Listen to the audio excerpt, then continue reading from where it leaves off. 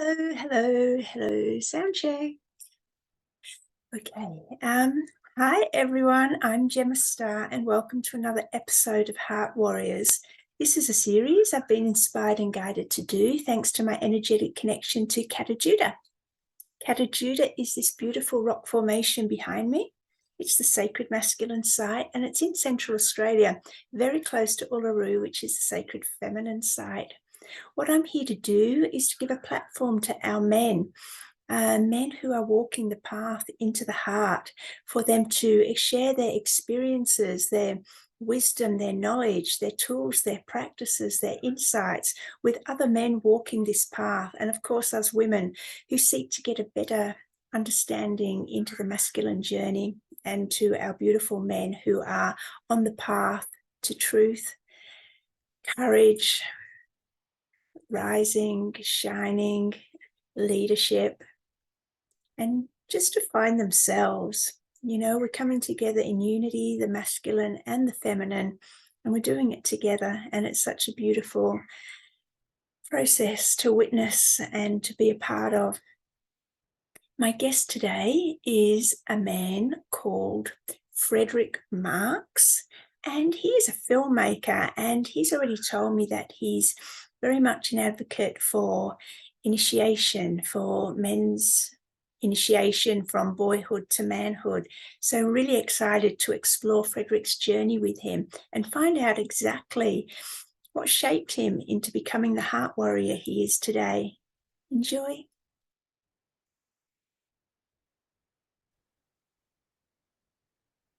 Frederick Marks, thank you so much for joining us today on Heart Warriors. It's a pleasure. Glad to be here with you. Oh, so good.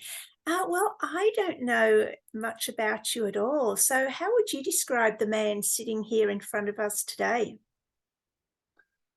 Oh, what an interesting question. It goes into so much of my life journey. I mean, do you want me to just go ahead and go back to the beginning and sort of how I've gotten to where I am now?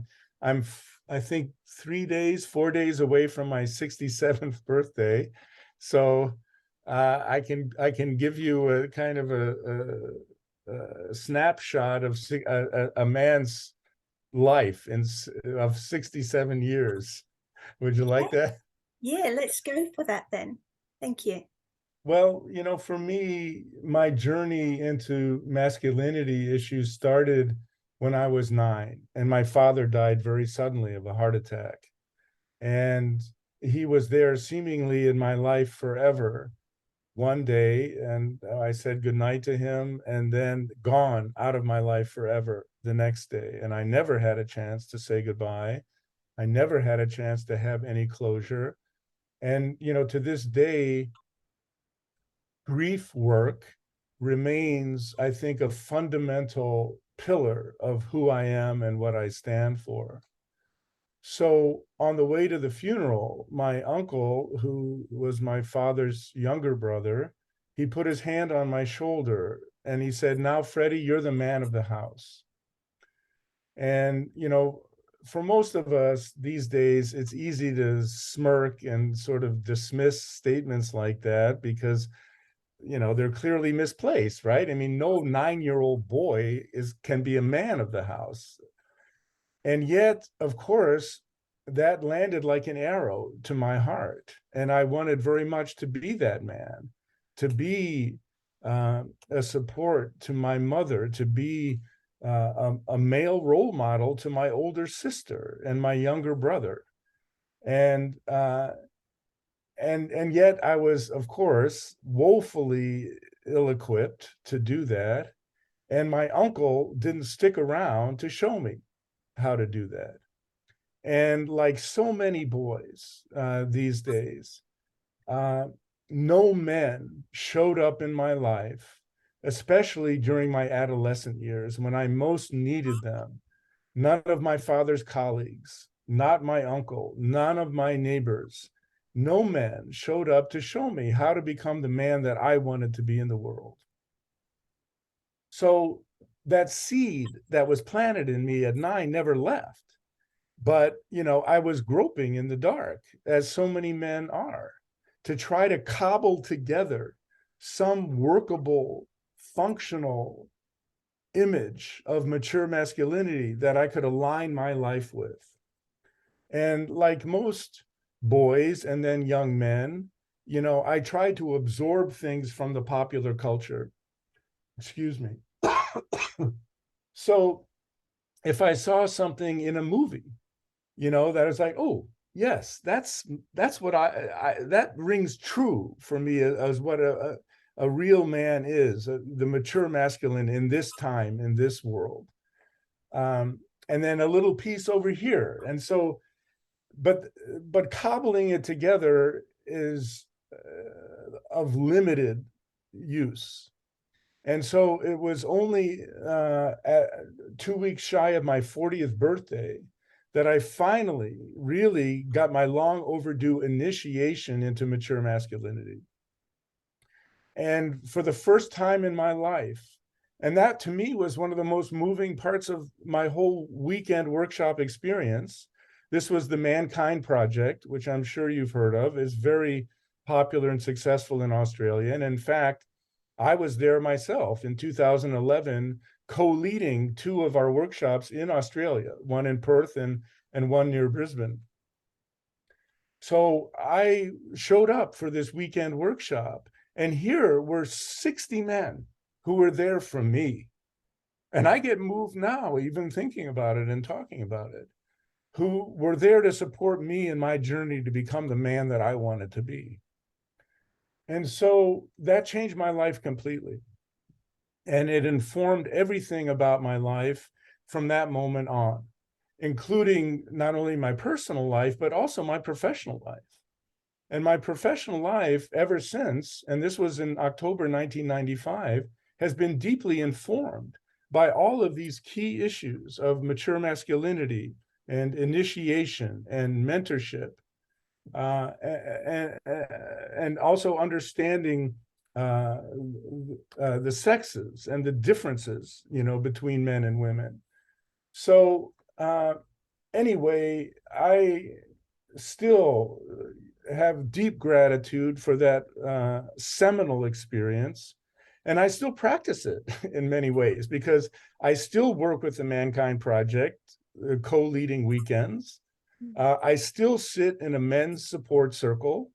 My circle meets every Tuesday evening. We sit around a campfire and we share stories and we check in very deeply about who we are as men. So, ever since then, I can say that, yes, my life changed completely, and I'm still on that journey. I'm still wanting to become the best man that I can be. And like many men, I'm challenged every day to be that man at the very place where the rubber meets the road. And that's in my relationship with my beloved. She calls me to my greatness, every day, whether consciously or unconsciously, challenging me. And so, I have to do my best to rise to the challenge. So if you'll bear with me, I'll actually go into and talk about how I would define mature masculinity rather than just throw this term around. Yeah, please do. For me, and these are not coincidentally, these are fundamental lessons that we teach on our weekend workshop called the New Warrior Training Adventure. And it's really 6 or 7 major elements. The first is accountability and integrity. And that's something that I instinctively knew as a young boy. I wanted to be a man of my word. I wanted to walk my talk, but nobody showed me how to do that. And nobody showed me how to be accountable to that. And nobody showed me how to fix it when I couldn't keep an agreement, when I couldn't walk my talk. So anyway, that's one of the fundamental groups of lessons that we teach on the weekend. And to me, it's so beautiful because what it teaches at its essence is how not to carry guilt and shame. And that is so important, especially for men, I would argue, So many men carry deep shame around past behaviors, and we don't have the mechanism of freeing it. We don't know how to take this burden off of our shoulders so that we don't have to live our lives in shame. And and so we teach this, that if you break an agreement, that it's fine. You just simply out yourself, say, I broke this agreement. And in fact, here's the shadow that came out and made it such that I did not keep my agreement. And here's what I'm going to do as a makeup, assuming that that's amenable to you. And it's so clean and it's so simple and it's direct. And then it's like, we're free, right? We're free. We're not carrying this anymore. So anyway, so that's accountability and integrity. That's essential.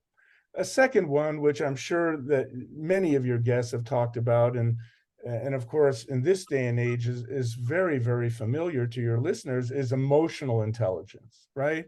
EQ. And, one of the strongest cultural baggages that we all carry as men is, of course, we're taught, suck it up, right? Don't show your feelings. Don't cry. Be a man, right? And all of those toxic messages that we're given as men. So we have to unlearn those and we have to familiarize ourselves with this deep human inheritance that we have of our feelings. So that's something that we do. We acquaint men to their fear, to their sadness, to their anger, to their shame, and to their joy, right? The fundamental feelings. So that men hopefully can learn, as I have, that these feelings are not only not to be repressed, but that when they're skillfully and wisely accessed, they can be the engine that can drive us forward into making positive social change in this world. So that to me is really important. So a third thing is around what I would call mission or life purpose. And to me, a man without a mission is like a sailor without a compass. He does not know where he's going. And I would argue that this is actually arguably more important even for men than for women. That we need to know how we're of service, right? We need to know what we're here on this planet to do, what contributions we're here to make, given our uniqueness, given all of our idiosyncrasies of personality and upbringing and inclination, to find our fit in the world and then to follow that. That is so fundamental and key.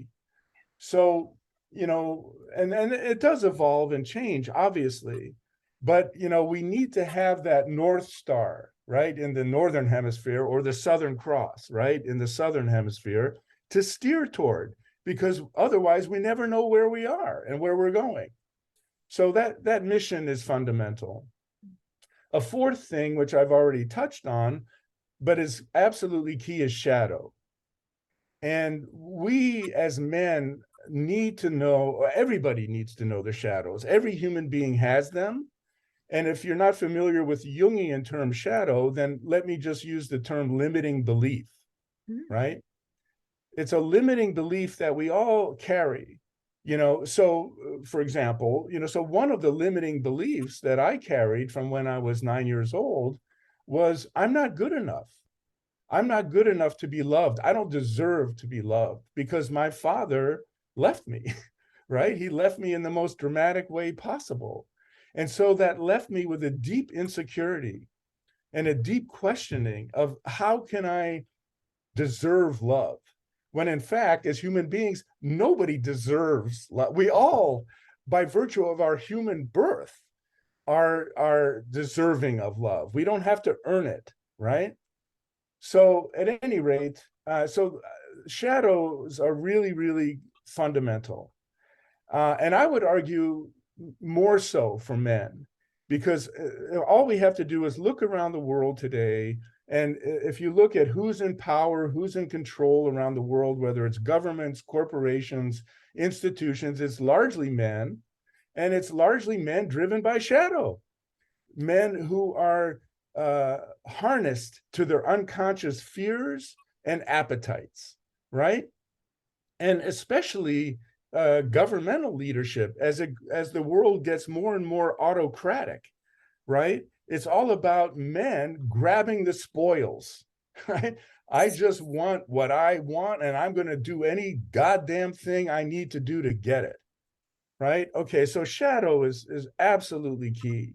And actually, I'll say one more thing about it, and that distinguishes us, Mankind Project, in a fundamental way from what might be called New Age work or the New Age movement, because we understand you have to look into the darkness in order to understand and appreciate the light. It does not happen. Yes. You say that all the time?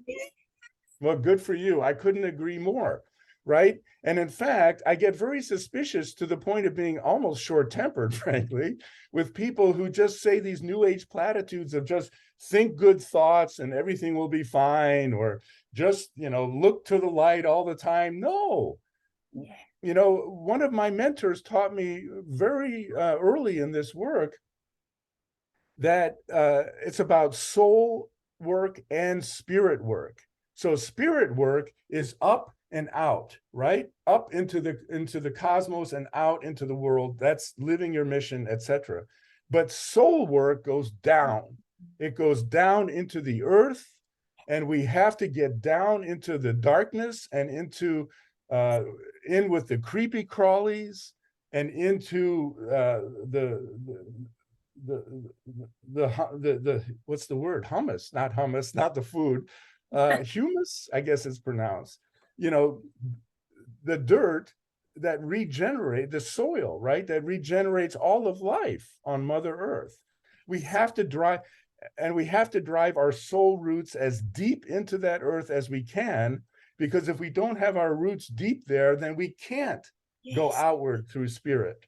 Okay. So anyway, so that's fundamental. And then another thing that's really important, I would argue, is learning to live cooperatively with men rather than competitively. Because the culture teaches us as men, we have to compete for resources, right? We have to compete for women, we have to compete for money, we have to compete for power, all of these things. And that separates us as men. And to me, that separation, that isolation that men suffer from, and the statistics are off the charts showing that depression is very, very prevalent among men. And it has to do with social isolation, which is what we're taught. So we have to break out of that isolation. We have to find ways to live cooperatively and be in community with each other. And typically, of course, that happens through feelings, right? Through sharing our feelings. If I'm willing to be vulnerable and say, Joe, I feel really sad today, and even cry, that builds an immediate heart bond with another man, right? Even if he may be unfamiliar with it or afraid of it. So at any rate, we have to step out of that social isolation. And again, I call that the male disease, social isolation, being alone. So those are really, I think, the key lessons that define mature masculinity.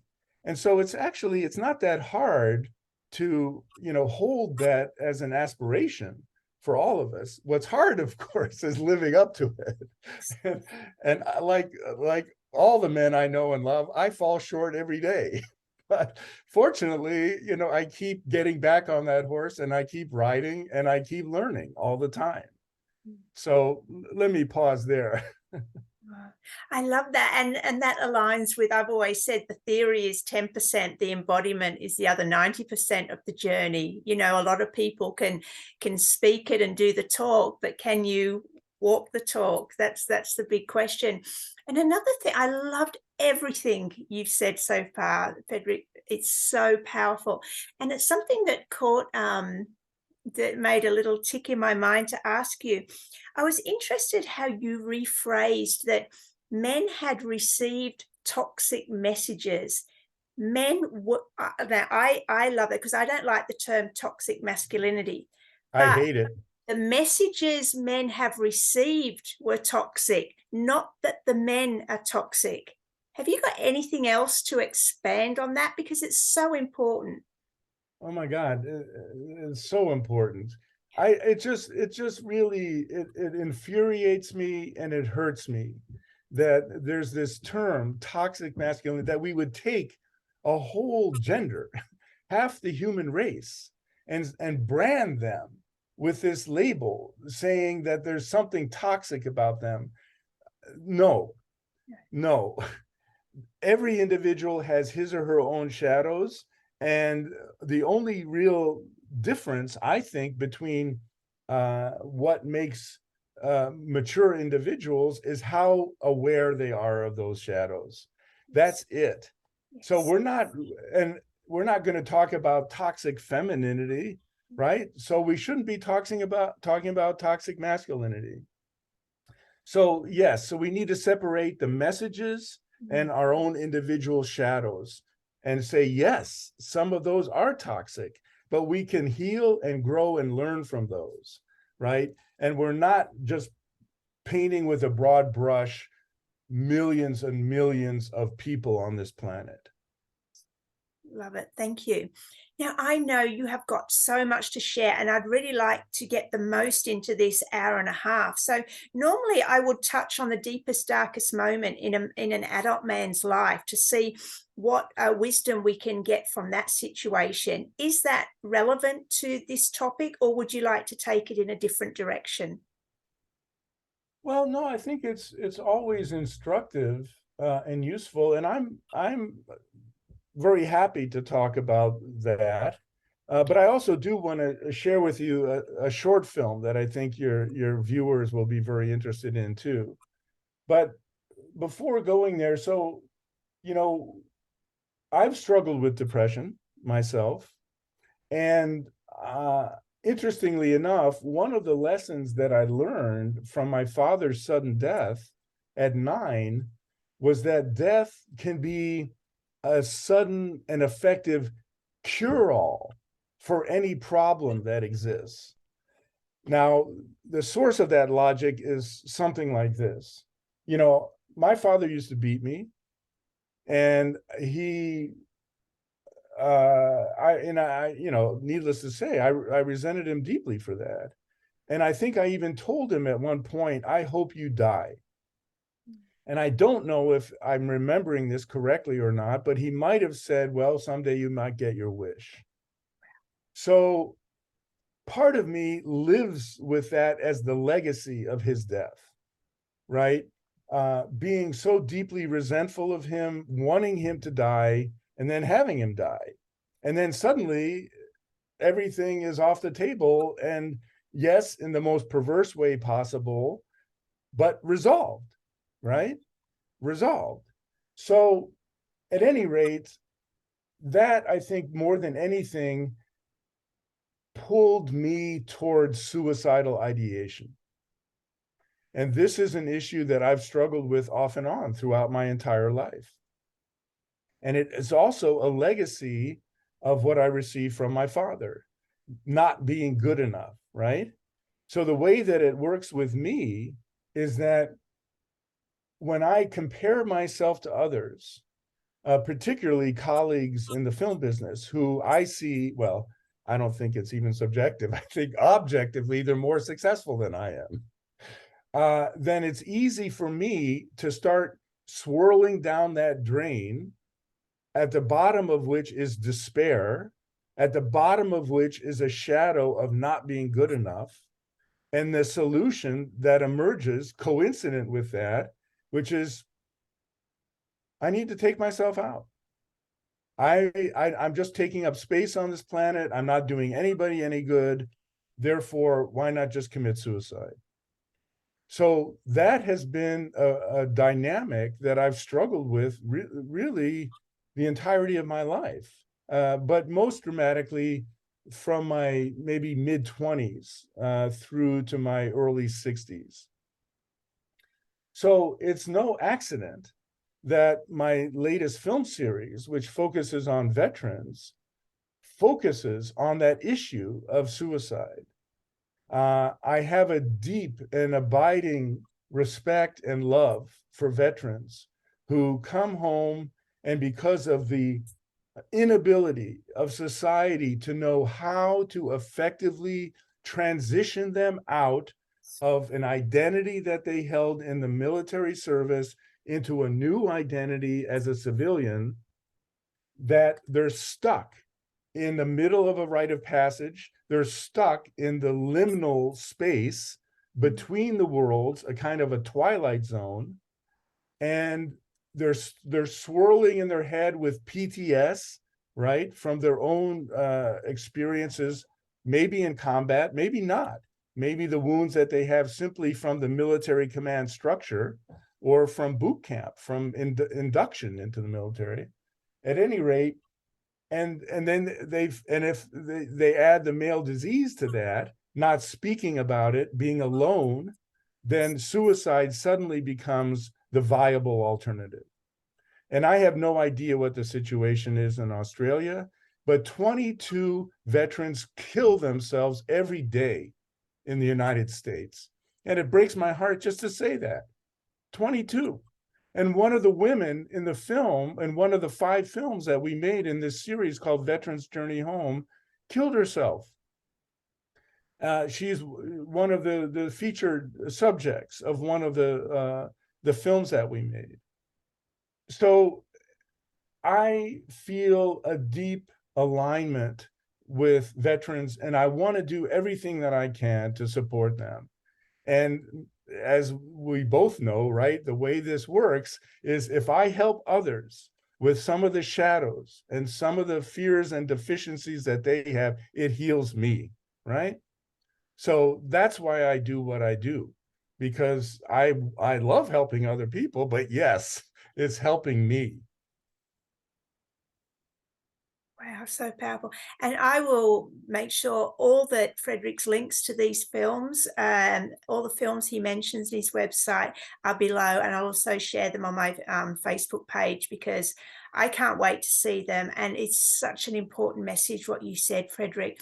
What have you got to say to men who are at that point of suicide now? Can you please speak directly to them? Yeah, I'd say, brother, you're not alone. That's the first and most important thing you need to understand. You're not alone. Whatever baggage you're carrying, whether it's shame around some of the bad decisions that you've made in your life, whether it's fear about how you're going to navigate this incredibly tumultuous time that we live in, and how you're going to maybe get a job when you have been unemployed for many years, or how you're going to find another sweetheart, somebody to share your life with and your heart's truth with. Or maybe it's, how are you going to be the kind of father that you really want to be to your children? But divorce and a divorce settlement has made that impossible for you or unworkable for you. Whatever it is, you are not alone. And so the first and most important step that you need to take is to reach out to other men, find other men who are in similar circumstances to you, whatever they are. And it could be addiction as well, right? And going to a 12-step group could be the first and most important step you ever make in your entire life. And those, by the way, are the people that I respect the most in my life. People who are willing to stare right into the heart of the darkness that's inside of them and go, you know what? I got to do something about this. So that is one alternative. That is something that you can do. So go out, find allies, sit in circles of support, and speak your heart's truth. And then watch the miracle happen, because people will respond with open hearts and they will love you. They will not judge you. They will actually love and accept you. And that also will be a key fundament in your building blocks to build back your life. Thank you. Sorry, I just get emotional with, the power of the word and the message. So thank you so much for sharing that. Okay, is now a good time to share your film? Yes, let's It's do only, that. you said 6 or 7 minutes long. Yeah, it's only 7 minutes. Yeah, and it's actually was a trailer for a film that I never finished. It was I made it to raise money. So let me back up and I'll tell you the whole story. So the film that I'm most famous for is called Hoop Dreams. And we actually played it in Australia, and it was reasonably successful. The, the lesson that I took out of that film, which is about two African-American boys from inner city Chicago and their families, and how they wanted to be NBA stars. So we filmed them for 5 years, from the time they left grammar school all the way through high school and their first steps into college. The question that film left me with was, who among the adult population is out there to support boys in their transition into manhood, into mature masculinity? Because our film shows that most of the adults, especially the men, sadly enough, are exploiting the boys, really, are looking at the boys for their own advantage. They're not doing it altruistically, wanting to just grow these boys into the greatest men they can become. So that's what I was left with after the ending of the film process. Who is out there to support boys in their passage? So then I went to Newark, New Jersey in the year 2000, and I made a TV miniseries called Boys to Men ? And I filmed a number of 15 and 16-year-old boys over a period of a couple of years, because I wanted to take a snapshot of how boys are struggling to find that image of mature masculinity. And I wanted to see who is helping them, who is supporting them to find that. And what we found, not surprisingly, is that many of these beautiful boys, sensitive, smart, emotionally open and aware boys, gifted in many, many ways, are imploding. They're imploding in their teenage years because they're not getting that mentorship. They're not getting that initiation that they so deserve, that I deserved, right? When I was an adolescent. So in the middle of making Boys to Men, I realized, you know what? This isn't going to do it. I need to make a sequel, which is going to show the solutions, because that series became more about the problem. So that's when I started this journey that led me to this little piece that I want to share with you now, called Boys Become Men, which was going to be about solutions, men showing up to mentor and initiate teen boys.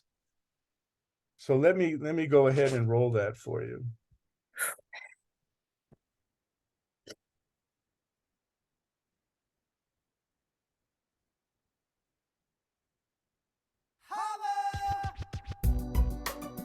And the doctor said, you have a son. What does it take to go from a boy to a man? Trying to figure it out, it's been tripping me out. I'd like to find that long lost map. That map that should have been, when I hit puberty, they should hand it to me. Since the first day I've been looking for that map. That long lost. Here's your boyhood map. I'm hoping that I can find someone who can help me and send me in the right direction.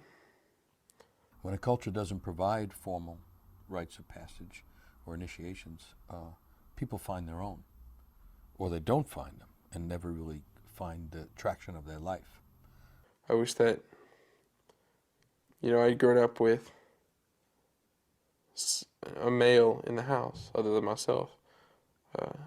Someone to even out the numbers, someone to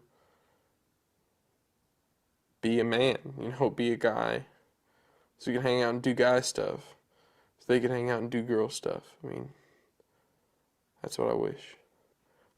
One of the functions of initiation is to bring the young people fully into the community. And there, of course, is a longing for that. And it's in all the young people I see. It's in the colleges, but it's also in the street gangs. There's nothing more satisfying than just knocking the crap out of some guy and looking down at him and just like, I did that. It made me forget about all those, bad times. I was ready to get him out of the house. He had run away from home. Some of the things my son has done would warrant him getting kicked out in some households. I guess I just kind of pushed it back to the back of my mind because I'm starting to feel it again, like a resounding disappointment in myself. This opportunity to do the Boys to Men came up, and it's my last hope. And if it doesn't work for me, then the next step is Jeremy going with his dad.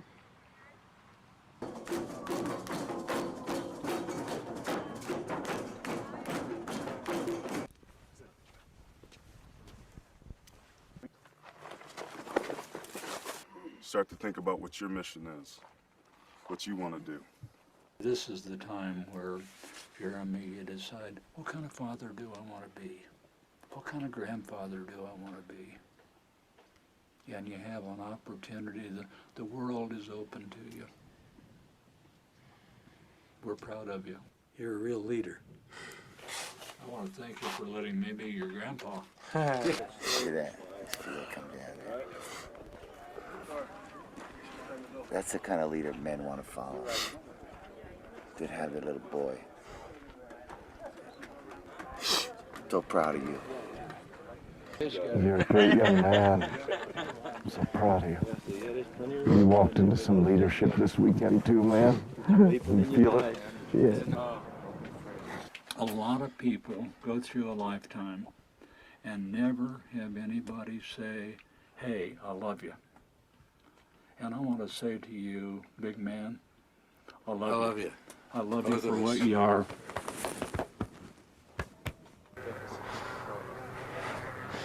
I love those guys. I've been searching for help for some time because it's been quite a struggle. And when he came back, my son openly communicated with me his feelings, which is the first time he's ever done that. And I have to thank you for trying and for honoring me by trying. And you are the best. I love you.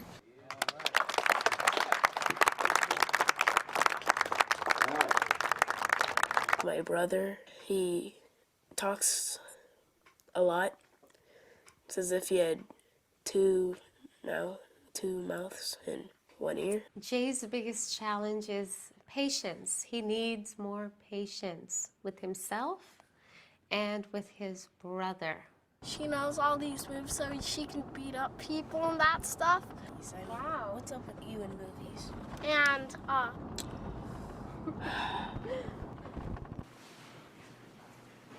Dad?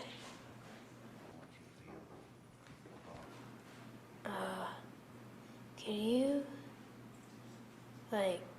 stop having your expectations so high?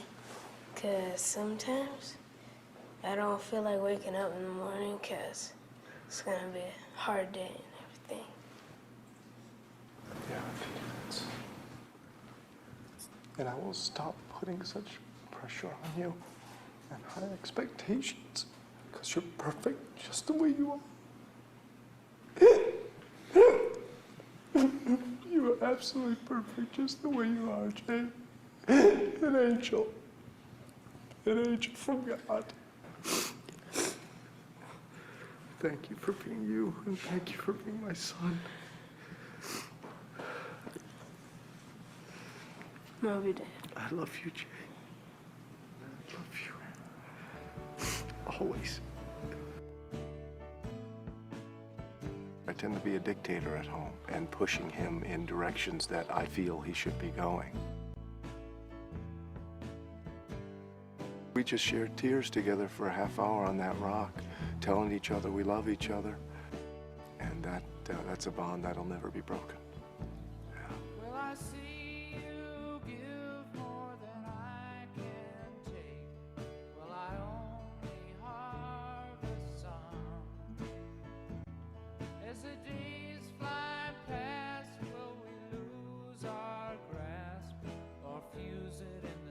anybody that's doing anything that recognizes and blesses the unique inherent qualities of young people probably is doing some good, you know, because the general cultural atmosphere is to deny that.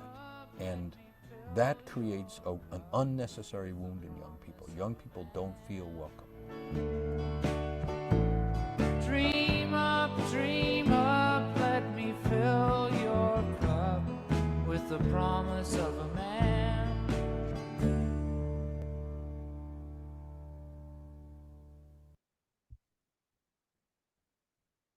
Wow, thank you so much, Frederick.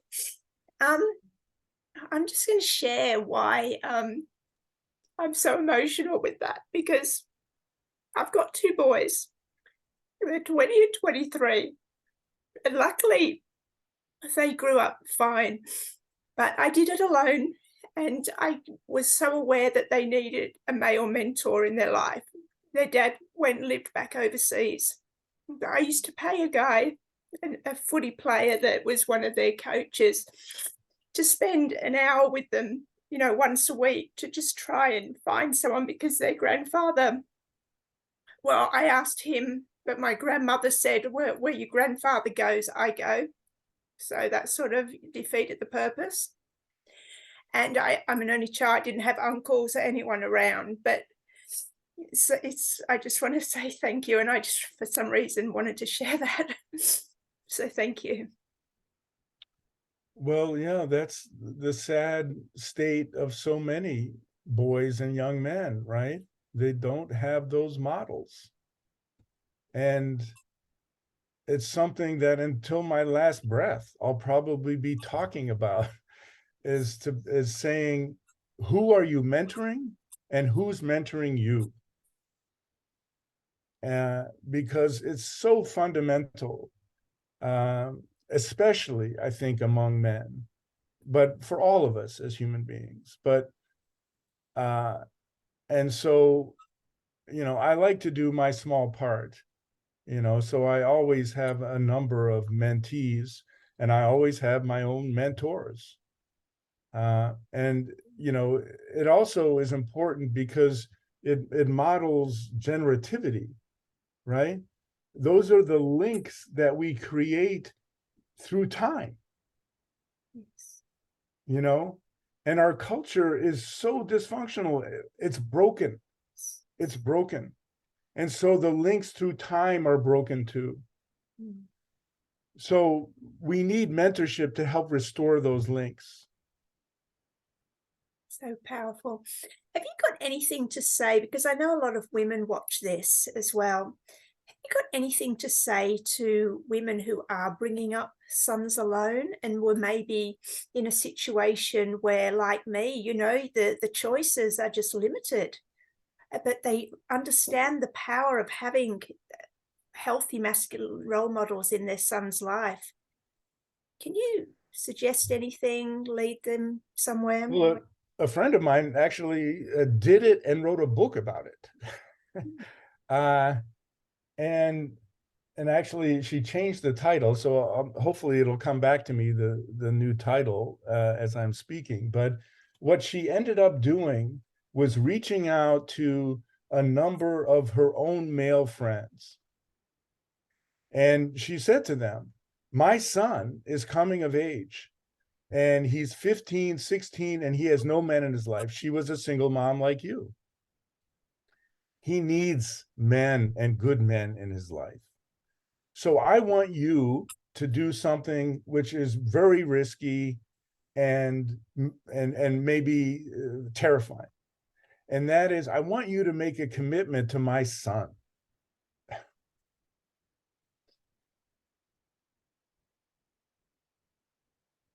Choking me up. That you'll be there for him for the rest of his life. And she not only did this with one man, she did it with 5. So she had this circle of support with these 5 beautiful men who stepped up to help her son grow into the man that she knew he could become. And she wrote a book about it. which we'll find out. We'll put in the title, in the description, right? When Right. it comes to you. Yeah. Amazing. So amazing. Frederick, where do we need to take this conversation to maximize your time and wisdom?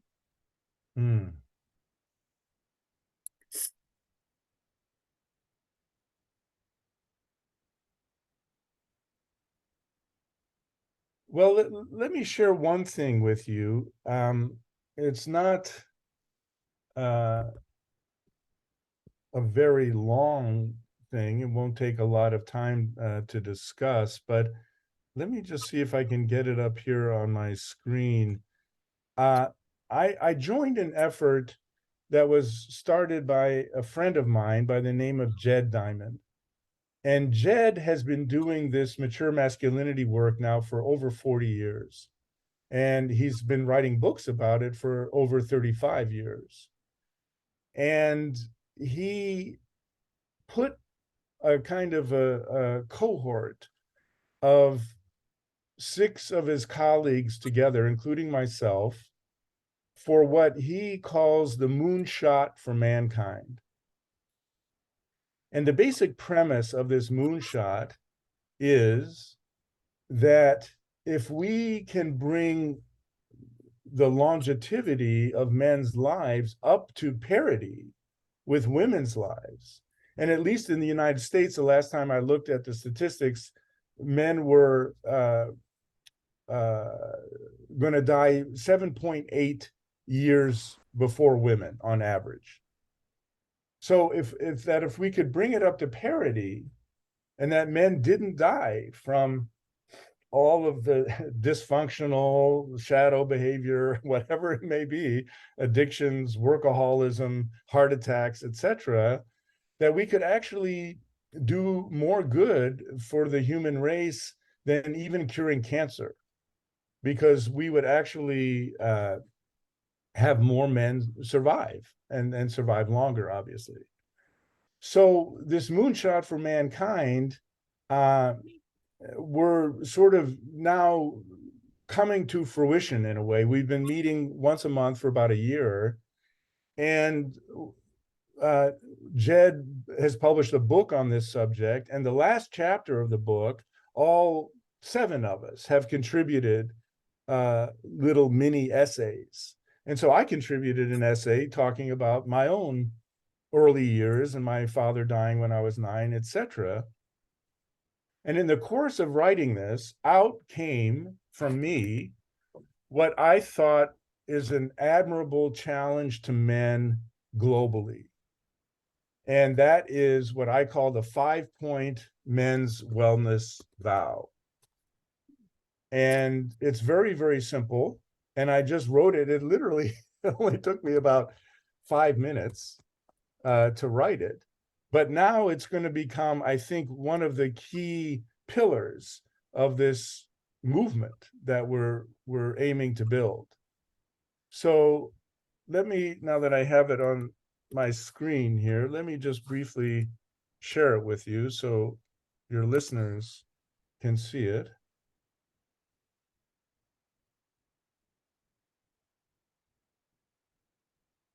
So this is a commitment that we want to ask men around the world to sign.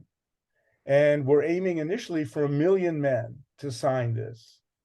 Eventually, I'd like to expand it internationally and get as many as 100 million men to sign this. I will remain healthy in mind and body. I will nourish and grow my emotional awareness.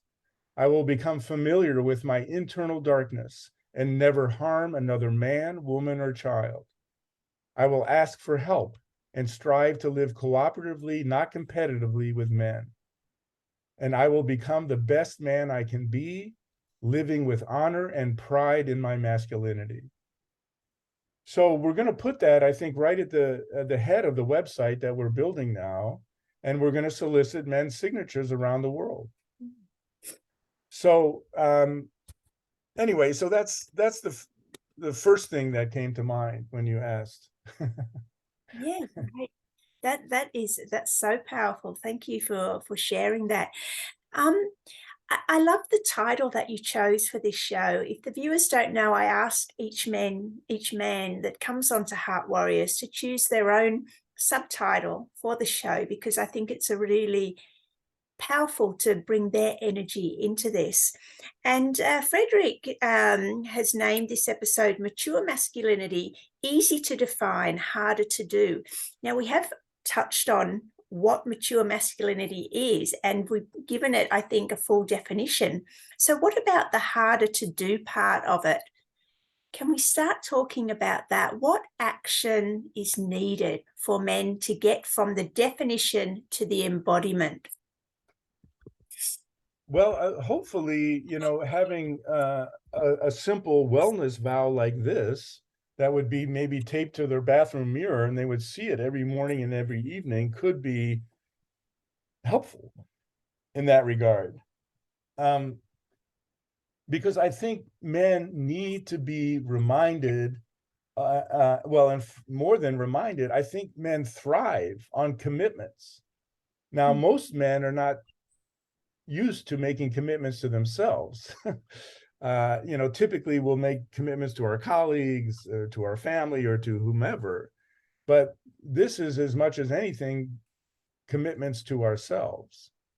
So that's certainly one thing, is to keep it ever present in our awareness. I also think that it's essential that men belong to men's support circles. I touched on this earlier. I think that's just really fundamental to nourishing men's ongoing well-being. And I also think it's really important to have some kind of spiritual sustenance. And I think for every man, as it is for every man, woman, essential in a way that they have some kind of nourishment that they receive from a spiritual practice. And I'm agnostic as to what it is. I don't care, frankly. I just want people to have it, and then to practice it regularly. And it could be in a martial art, it could be Aikido, it could be an established religion, Christianity, Muslim, whatever. Or it could be a simple contemplative practice. I'm a practicing Buddhist and have been for many, many years. And so I have my daily meditation practice as well, along with my morning service, which is 10 minutes of prayers that I do. So that's fundamental also to my emotional well-being and my mental stability. So those are some of the things, but I also think in particular with men, and this is certainly true for me, exercise is really important. And, my girlfriend knows this. She'll see me heading out the door in the middle of the day to go for a swim or to take a walk, and she'll almost implicitly know that it's because I'm frustrated. I'm frustrated. I can't make something happen that I want to make happen. And rather than just stew internally with my own frustration, I'll take it to exercise. And it does me so much good to just work it out of my body, because that's where it gets stuck, right? That's where so many of our toxic lessons get stuck and then start causing us not only emotional and mental harm, but physical harm as well, right? And can manifest in all kinds of terrible ways, in diseases and cancer and the like. So it's really essential that, for me at least, that I get exercise regularly. And it really helps to calm my nerves, frankly, because, I'm a visionary. I'm an ambitious guy. And I want to do as much as I possibly can in this lifetime to make this world a better place by the time I leave it. So that ambition can really become hampering, right? Especially when it takes the form of grandiosity. which is also one of my shadows. So I can be overreaching, right? I can be too grandiose. So at any rate, that's part of why I get frustrated. I get angry. I get short-tempered. I'm impatient. So I have to know that I have these tools for managing all that. So I hope that's a helpful answer. Thank you. Now, we've touched on the younger generation and coming into manhood. I'd really like to expand on your knowledge and wisdom around our veterans. I don't know if you've got a short for the film that you've done recently. Oh yeah, I have 5 of them. Well, if you feel it's appropriate to encapsulate the film through another short clip, I'd like you to talk about it. I'd like you to share what we can do to help our veterans. Please take the opportunity to get this information out and whatever resources you have around it. Okay, yeah. Yeah, frankly, if we had more time, I'd share one of the 5 films with you, which is the shortest one. It's 15 minutes. It's called Solutions. And it lays out all of the ideas that inform the entire series. And it's basically interviews that I had with all of my teachers. I'm sorry, go ahead. No, I was just going to say, Frederick, we're not limited to 90 minutes. If you would like to share that film and you've got time to, Okay. Let's do it. Let's do it. Okay, great. Yeah, let me just cue it up here. It'll take just a moment. Would you like me to pause? Yeah, why don't you go ahead and pause?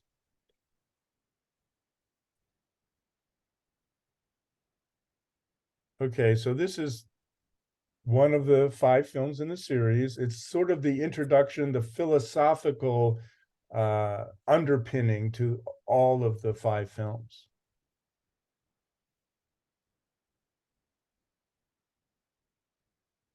Oops, I forgot I have this leader.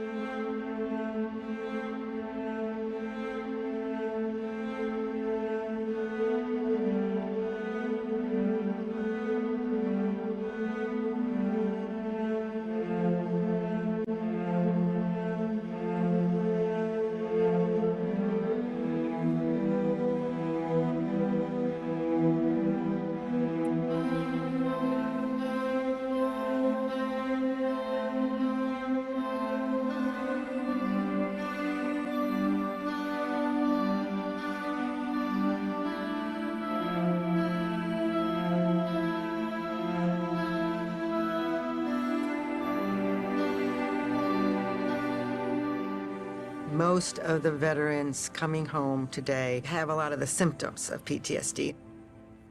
What they're coming home with is normal for anyone who's been in a war zone. What we call post-traumatic stress disorder today can best be conceptualized as a failed rite of passage. Military service itself is a rite of passage. Youths are taken out of the culture. Their civilian identity is taken apart. Their heads are shaved. Their personalities are broken down.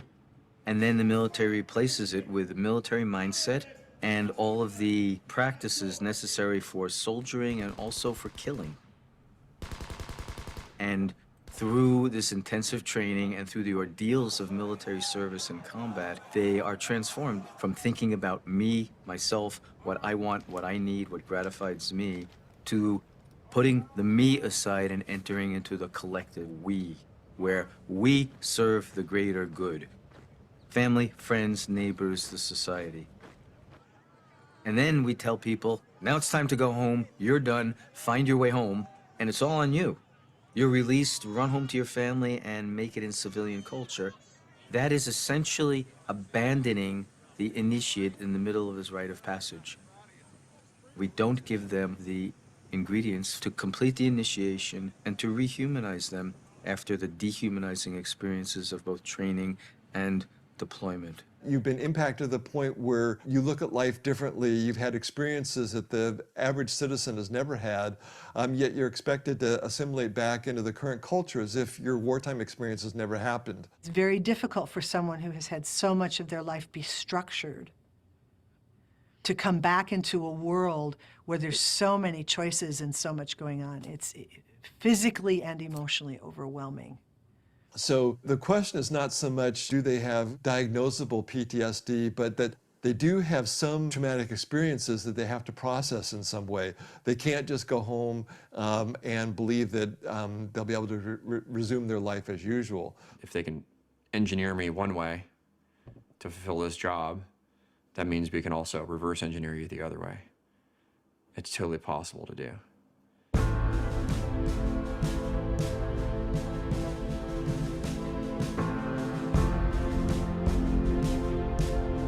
Not to have any process that helps veterans to reintegrate themselves in society and society to welcome back the veterans is very dangerous across cultures and across different times in history. Warriors could not go right back into society as if nothing had happened, and they have to do a particular process, a ritual, spiritual process, so they could be reintegrated with the rest of their tribe.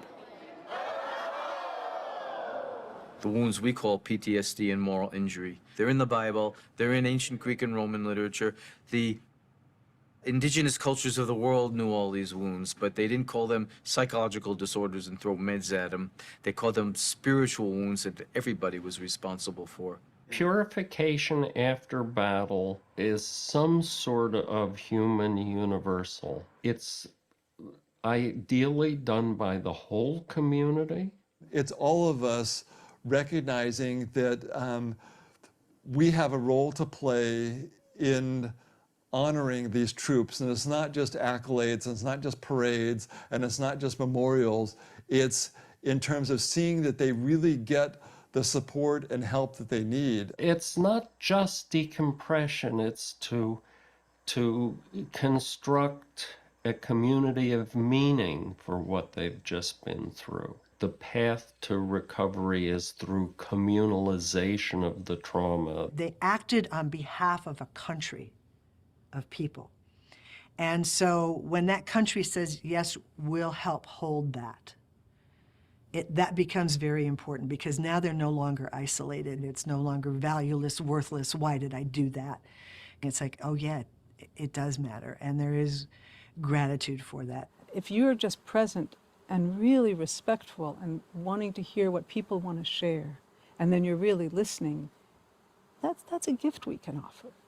There's so much hunger to be witnessed, to be seen and heard for what their own authentic experience is.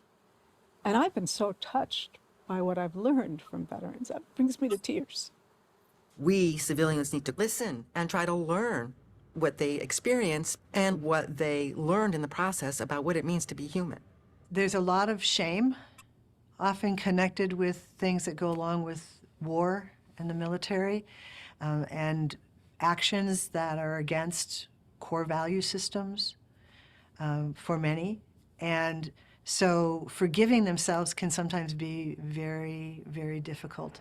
If you learn to reframe your experiences in a positive light, there may actually be benefits to be gained from that trauma. So they're not necessarily negative experiences, but they're experiences that are necessary given where you were and what you were charged to do. But now you're no longer in that place physically or mentally, and now we need to get you to a point where you can find enjoyment in life again. Even as we hold the space for people to touch trauma and touch really painful things, connected to that is the capacity to touch joy. It's an entirely different experience when it's a whole community, a whole group of people, veterans and civilians, who are saying, we hold you. We love you. Unconditionally, we love you. We hear what you did. We understand the circumstance of what you did. And we see your innocence. And we see who you are at the core of your being. And we love you and we care about you. That's what helps to heal that trauma. And that's where they can begin to experience the joy again. This is an Eskimo ritual. When two members in an Eskimo village really don't like each other anymore and they're trying to hurt each other, the entire village gets together and makes a big circle and puts the two antagonists in the middle. And the village says to them, you're not leaving until this violence is all spent. And there's no secrets. The whole village knows these two had it out for each other and why. And the whole village knows that all the violence is dissipated and it's over. The best way to conceive of the work we do as healers is that we become initiators, trying to help them complete the journey that had been cut off. A lot of the therapists and counselors, many of them don't have a clue, sadly, about what it means to take the hand of a vet and walk back into the experience of war, of combat, and feel that pain. We train therapists not to go there. They're to maintain their distance. That's not what happens in this work. We go there. And I'll tell them, I'll walk with you into the darkness, and I promise you I'll bring you back out. The image of the professional as a blank screen who has no reactions is a disaster. If you feel like crying, weep. The veterans will not reject you and scorn you for that. They will regard you as really being there. Cognitive behavioral therapy revolves around reframing experiences. Say, for instance, in the case of feeling guilty that they didn't do enough to protect a person, helping them understand that there wasn't anything they could have done that would have protected that person. When that convoy got hit with RPGs, it was beyond their control. They couldn't have evaded the attack, and it wasn't their fault that their comrade died, and that you're going to honor your comrade by the way that you live the rest of your life. Only after going through this rite of return, this rite of passage, to mark the transition from the time of service as a warrior to re-entry into community, after this war detox, after this spiritual cleansing, these service members contain gifts, contain wisdom, absolutely paramount to the long-term survival and sustainability of the community at large. So it's not so much that you are going to live in the past as it is that you're going to use the past to shape a future into one that can have more benefit to others around you. We can heal PTSD, and through love and proper concern and caring human relationship, we can heal and come home together. And even the most alienated and wounded of us can be healed. Service members struggling through their transition back home no longer have a mission. Working a 40-hour work week doesn't seem of value. Sitting at a desk pushing paper doesn't have the same importance as defending your country. Not being able to answer the questions, who am I? What is my purpose? And what gifts do I have to share with my community after service is a very, very dark place.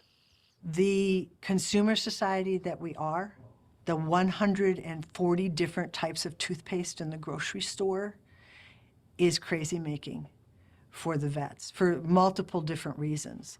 One of them is I put my life on the line so that you can be greedy and have all this stuff and all these things and not care about other people. I cared enough to do this. How can you not care about each other? That is a factor in how the vets choose to live their lives and dropping out of society, and some to the extent of homelessness by choice. The number one question I ask veterans when they're getting out is, hey, what do you want to do with the rest of your life? And the number one answer is, man, I don't know. I'm still thinking about it. They don't even know what their purpose they're going to fill for the rest of their life is. So they're going to depart an organization where they had purpose and trust and friendship. They're going to be told they're broken on the way out the door, and they're going to be stuck in a foreign environment in which they don't know what they're going to do for the rest of their lives. When they come out and they do programs like Healing Warrior Hearts, we talk with them a bit. We don't give them a mission, so to speak, but we say, you know, what are you going to do now? Service members are very mission-oriented because that's part of their training as well. It's an important and positive learned behavior that can benefit society in a number of ways, and it can help them feel that they are really helping to make a difference. I work with homeless veterans So that's my mission. And I could sleep well at night knowing that I'm making a difference. So in many ways, there are a lot of parallels between my current mission and the mission I had while serving in the Marine Corps. I am serving my community. I no longer struggle with suicidal thoughts. I want to educate every woman in Afghanistan. Well, how many women is that? Well, by our basic math, it's 3.1 million women. Am I going to be able to educate 3.1 million women in my lifetime? Probably not. But I'm going to put a decent dent in it, and I'm going to be satisfied with that. My biggest wish for veterans is that we create a whole national system of reverse boot camps, and we spend as much time bringing people home in isolation with all kinds of cultural and community-based and spiritual and ritual support, and reprogramming, rehumanizing, proof that we can heal even our deepest human wounds through human means. I hope that every single man and woman who has ever served in uniform, who's ever initiated into service on behalf of our nation, has an opportunity and is provided a clear pathway to a program so that they can war detox, so that they can spiritually cleanse, so that they can reclaim their whole self. That's my hope. While things are so difficult outside in the streets around the world now, this work gives me great hope, really great hope. We can transcend and heal the worst pains that we've caused ourselves and each other.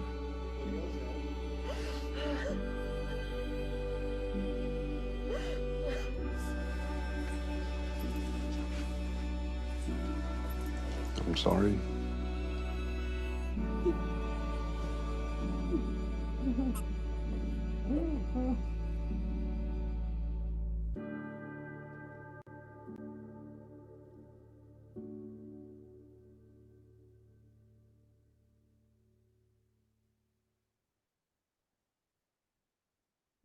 Thank you, Frederick. Amazing. Wow. Again, more tears. So what you see there is clips from some of the other 4 films in the series, along with, as I said, all of the teachers, my teachers, about this work.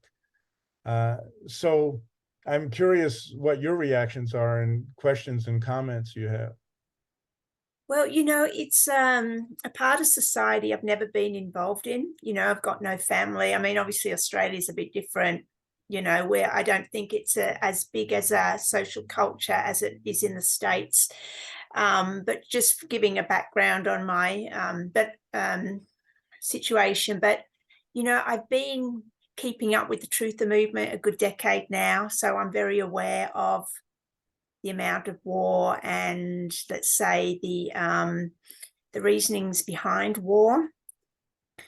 And, the running question in my head during that film was, is part of the disconnect that these gallant men go into war with the best of intentions to help, and at some point they realize that maybe the goal that they've been given of war, the directive behind it, might not be for the highest purpose that they thought it was going to be. And you did touch on, there was a point in that film where, I can't remember the wording, but they were doing things that weren't aligned with their heart, or there was some other wording, but that was the meaning I got out of it. And now they're coming back and they've got to deal with that. Is that the core wound? Yes. In fact, I would argue that it's almost a universal wound from so many veterans, is a sense of betrayal. That basically, that sense of nobility, of service, of warriorship, of sacrifice, that they went off to do service, was betrayed.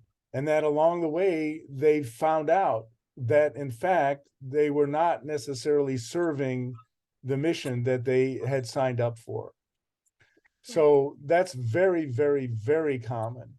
And so that's part of the decompression. That's part of the PTS, it comes from the military itself. It doesn't necessarily come from combat, right? Yes. It doesn't come from facing an enemy without, if you will. It comes from the enemy within. Betrayal, that's the word. So they come back feeling betrayed because they had this beautiful heart-focused mission to serve their country and God. And they got there and they realized that maybe they weren't serving their God and their country. They were serving an opposing agenda. Yeah, betrayal. That's massive, massive, because these men went in with the best of intentions. And yeah, that betrayal wound, that is massive. What's one thing people can do who know a veteran, who have got a veteran neighbor, who have got, a homeless veteran? What's one thing they can do today to help? It's a great question, and I'm so glad you asked, because in the United States, I don't know about Australia, but it's very, very common if you see a veteran, for civilians to come up, shake their hand and say, thank you for your service, right? And then go on their way. Many veterans feel dismissed by that. Many veterans feel that they're being sort of superficially dealt with and sent on their way. But what you can really do to actually honor a veteran is, instead of coming up to them and just saying a cliche, it's a cliche now in the US, is thank you for your service, is say, I've got a half hour before my flight. I would love to buy you a cup of coffee or food or whatever, and I would love to hear from you, your experience, anything you want to share about your service. I am all ears, and all I want to do is listen. That's a gift. That's a gift that we can give every veteran, is our open hearts, our non-judgmental listening. Wow. And what comes up for me to say now is, of course, I'll connect with you after the show, but maybe there'd be at least one warrior that, would be like to be on Heart Warriors, and we can hear his story. Yes. I'm sure. Veteran stories, in my experience, are some of the deepest stories you could ever hear. I'll just say that. Some of the deepest, most impassioned, beautiful, inspiring, and heartrending stories you'll ever hear. Yeah. I'll definitely follow you up on that one. Good. So forgive me, but my girlfriend just poked her head in, and I want to be in congruence with her. So we have to head out for dinner. And I don't want to hold her back any longer. So I will just mention a couple final quick things. One, I'm a writer beside being a filmmaker, and I'm actually finishing my third book. But my second book might be of particular interest to your listeners, and it is available in Australia. It's called Rites to a Good Life, and it's RITES. And the subtitle is Everyday Rituals of Healing and Transformation. And it encompasses a lot of the ideas that are in all of my films, including the one you just saw about veterans. The importance of rites of passage, the importance of mentorship, the importance of community circles of support. So I really recommend, if anybody's inspired by our conversation, picking up the book, and especially even the audio book, because all of my teachers from around the world are in the audio. It's like an audio documentary. So I've filmed interviews now for over 20 years with some of the most brilliant, inspiring minds on the planet. And I use their quotations in the book. So you hear their actual voices along with my own. So I really recommend that. And there is a section of the book, it's not long, but there's 3 to 5 pages devoted to this issue about veterans. Oh, wonderful. And we'll put the links below to the book, to the audio book. I know you want to wrap up. It's very beautiful that you honor your girlfriend, but I don't want to forget, where can people find you? And of course, again, I'm going to drop all the links below. So my company, appropriately enough, is called Warrior Films. So, in fact, do I have my Warrior Films t-shirt? No. And our mission is very, very simple: bearing witness, creating change, right?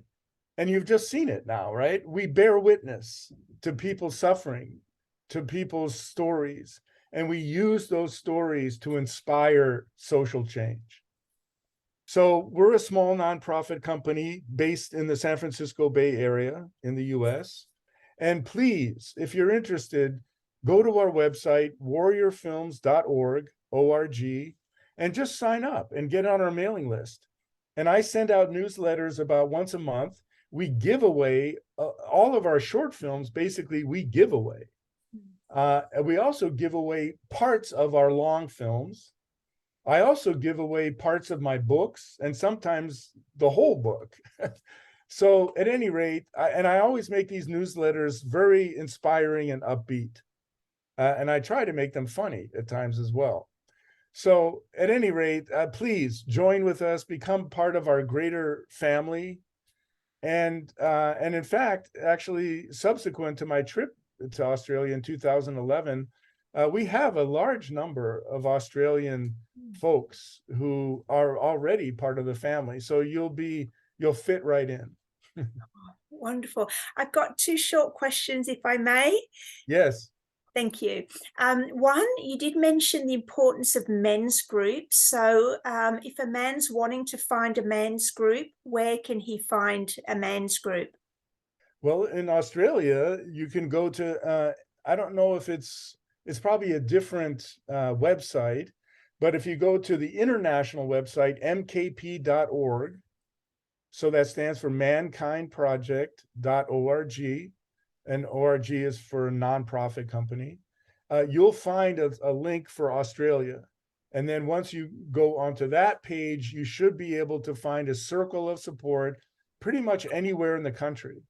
I've sat in beautiful men's circles in Melbourne, Perth, Brisbane, Sydney, and at least 4 other cities around the country. So I know they're there, and they're wonderful, beautiful men. Well, you know, we've got people watching from right across the planet. So I presume that's the same for all countries, is it?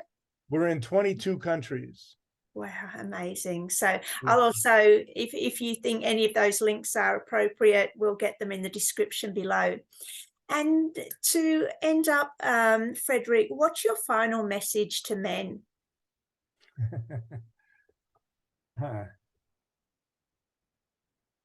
I would say, don't be afraid to love.